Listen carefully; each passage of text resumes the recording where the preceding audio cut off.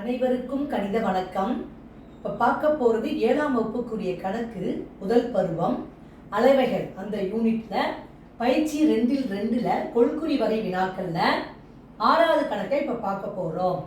பக்கம் 4 சென்டிமீட்டர், உயரம் 3 சென்டிமீட்டர் அளவுகள் கொண்ட சாய் சதுரத்தின் பரப்பளவு அப்படின்னு கணக்கு கேட்கப்பட்டிருக்கு. ஆப்ஷன் கொடுத்துருக்காங்க. இப்போ சாய்சத்தினுடைய பக்கமும் உயரமும் கொடுக்கப்பட்டிருக்கும் பொழுது சாய்சத்தின் பரப்பளவு என்னன்னு எழுதுவோம்? B × H சதுர அலகுகள். அந்த ஃபார்முலாவை பயன்படுத்தி இந்த கணக்குக்குரிய விடையை இப்போ நம்ம கண்டுபிடிக்க போறோம். இப்போ பாருங்க, சாய்சத்தின் பக்கம் B அது வந்து எத்தனை சென்டிமீட்டர் கொடுத்துருக்காங்க? 4 சென்டிமீட்டர்.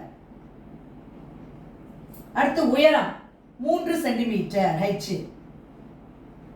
அப்ப சாய்சத்தின் பரப்பளவு உயரமும் பக்கமும் கொடுக்கப்பட்டிருக்கும் பொழுது பயன்படுத்தக்கூடிய ஃபார்முலா என்ன அப்படின்னா B × H சதுர அலகுகள்.